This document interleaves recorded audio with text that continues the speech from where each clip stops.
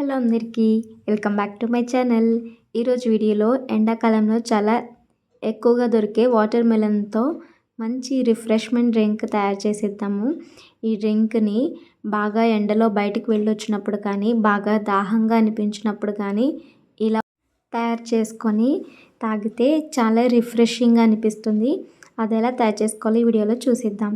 దీనికోసం ముందుగా ఇలా ఒక కప్పు తీసుకొని చిన్న చిన్న ముక్కలుగా కట్ చేసిన వాటర్ మెలన్ పీసులను తీసుకొని పక్కన పెట్టుకోవాలి. ఇప్పుడు ఒక పెద్ద బౌల్ తీసుకొని దాంట్లోకి 1.5 స్పూన్ వరకు పంచదార వేసుకోవాలి. పంచదార వద్దు అనుకునే వాళ్ళు హనీని కూడా వేసుకోవచ్చు.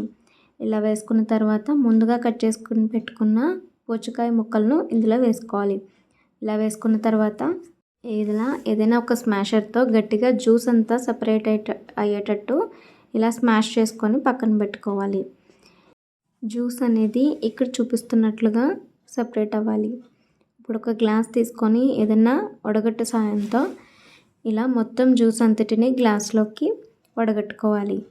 ఇలా వడగట్టుకున్న తర్వాత మిగిలిన పల్పును కూడా ఇలా స్పూన్తో ప్రెస్ చేస్తే మిగతా జ్యూస్ అంతా ఇందులోకి కలెక్ట్ అవుతుంది.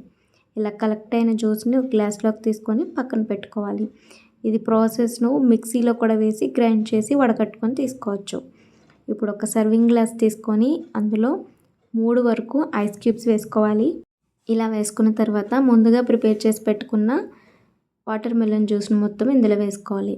ఇలా వేసుకున్న తర్వాత మిగతా సగం వరకు ఇలా ఏదైనా ఒక సోడాని తీసుకొని మిగతా సగం ఫిల్ చేసేయాలి. ఇలా సోడా పోసుకునేటప్పుడు ఒకేసారి పోసుకోకూడదు. గ్యాస్ ఉండటం వల్ల ఇందులో ఒకేసారి జ్యూస్ అంతా పొంగిపోయి కిందకు వచ్చేస్తుంది.